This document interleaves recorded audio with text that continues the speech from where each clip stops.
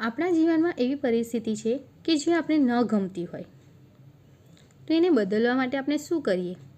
તો અબ્રાહમિક્સ કહે છે કે જો આપણે એવી પરિસ્થિતિને બદલવા માટે આપણે પરિસ્થિતિનો જ્યારે પણ વિચાર કરીએ છીએ ત્યારે આપણે ફિલિંગ્સને જોવાનું છે. જો આપણે એ વિચારીને આપણે દુઃખ મહેસૂસ થતું હોય, આપણે એના માટે કમ્પ્લેન કરતા હોઈએ, તો આપણે વધારે ને વધારે એ પરિસ્થિતિ ખરાબ થતી જાય છે.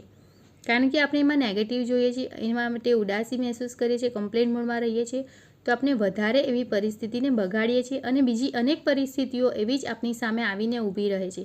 કારણ કે લાઇક્સ એટ્રેક્ટ્સ લાઇકનો નિયમ હોય છે. આપણે જે વાઇબ્રેશનમાં હોય છે તેવી જ વસ્તુ આપણા જીવનમાં આવે છે.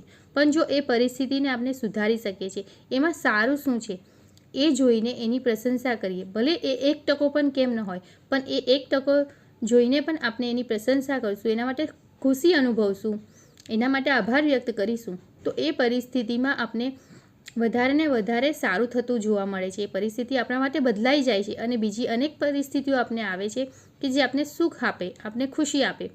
તો આજથી આપણે નિયમ બનાવીએ કે જ્યારે પણ આપણે કોઈ પણ પરિસ્થિતિ હોય, કોઈ પણ સંબંધમાં હોય કે કોઈ પણ વ્યક્તિનો આપણા પ્રત્યેનો વ્યવહાર હોય, જો એને બદલવું હોય તો એમાં સારું શું છે, 1% પણ હોય તો એના માટે આભાર વ્યક્ત કરીએ, પ્રશંસા કરીએ, એના વિશે વિચારીને આપણે ખુશ રહીએ, તો જ આપણે એ પરિસ્થિતિમાં, એ સંબંધમાં આપણે સુધારો લાવી શકીએ છીએ. તો આ લર્નિંગને આપણા જીવનમાં ઉતારીને આપણે સરસ બનાવીએ. Learn and grow.